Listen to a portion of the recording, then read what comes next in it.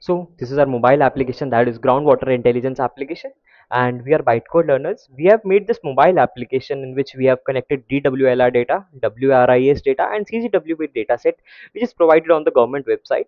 And in this we have this API, and we are just like using these APIs, all these present in these datasets, to show maps, graphs, charts, and use recharges fluctuations to help all the policymakers, government officials, researchers, farmers, and industrialists, as mentioned in our problem statement. So let's start. If we talk about the policy for the policymakers, like for example, recently if we talk about the Punjab floods, then like the policymakers don't have the exact idea like which specific place is actually like suffering from more water like problem, more groundwater level is high in which specific district of that. So our application would help policymakers in this. So nextly we have for researchers can export data to trend analysis, research, collaborate with other researchers in our application. Nextly we have for the government officials. If we talk about the government officials, they can get, if they log into our application, they can get one like critical districts, like in what areas is this like problematic areas, warning zones where the water level is very too low or too high. Like for example, if we talk about the Jaisalmer of Rajasthan, right, or Punjab Bathinda over exploitation. So they can get over here in our mobile application. Nextly, for the farmers, they can get the current groundwater level. Like for example, if I'm a farmer, I have to just open the application, and based on my location, I will get seasonal crop recommendation. That okay, based on your groundwater recommendation, like if right now I am in the place where water level is too low, so what it will say, avoid sugarcane or water due to high water requirement of these crops. Nextly we have it also suggests like water saving tips, like use drip irrigation. And nextly, if we talk about, this is our technical approach, and in this we will further be discussing about the UI of our application. And if I show, this is the user, government official, farmer, researcher, policymakers, and core user. For the technology, we are using mobile Flutter, and for the predictions, we are using ML predictions, so that we can predict the future datas. And for the cloud relay part, we are using AWS EC2 instance. Nextly, we have Firebase and database as a BAS backend service.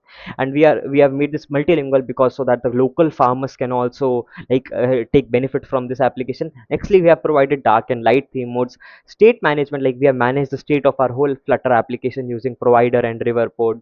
Nextly, we have AR view. We have also like we are thinking of providing AR view to our application, in which the farmers or anyone has to just turn on his camera and go down, and he can actually see the actual water level in that area.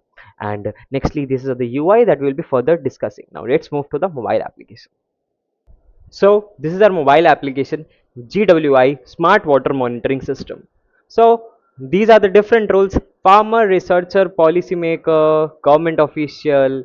We can log in as an anything, or we can also use skip sign. If like for example, if we are someone who is not one of them, we will also be providing a normal user, like who is not among four categories but is just exploring groundwater level.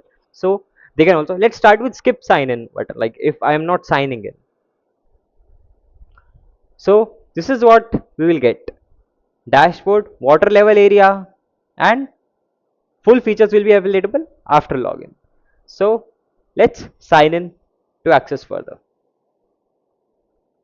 Let's suppose I am a farmer. Then when I will log in, then I'll get your local groundwater, seasonal crop recommendation. Okay, these crops are safe to grow as per my current water groundwater level.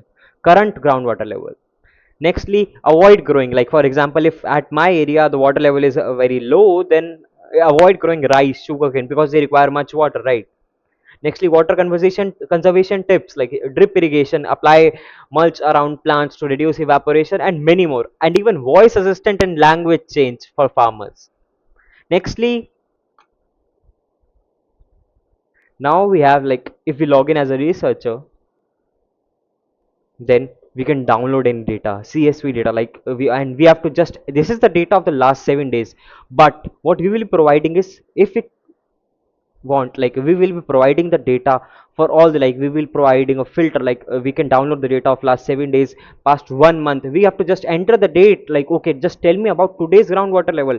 Then they can use that data, and they will also be able to download report, predefined format, beautiful reports for their research. And these reports will contain analysis, and analysis will come from machine learning predictions that we will be using. See, this is how we will be using predictions, research workspaces, and along with that we have like made research workspaces. It is like, for example, there is any research going on in IIT Delhi, then they have to just open, and they can like have a communication with all the researchers, and they can even contribute with them on the same data set. Now if we talk about the government official, let's say, so 3 critical districts, 8 warning zones, 15 safe areas. So this is how critical, warning, normal, current water level, monthly change, active alerts. This is how the government portal will look like. Now if we talk about the policy maker, so population, water security index, budget allocated, policy recommendations, schemes, and urgent interventions needed. So this is what our policymakers would see. So this was all about our application GWI from Bytecode Learners. Along with this, we will be adding a lot more features when we will start to build it actually using that data set. Then thank you so much. A very warm welcome.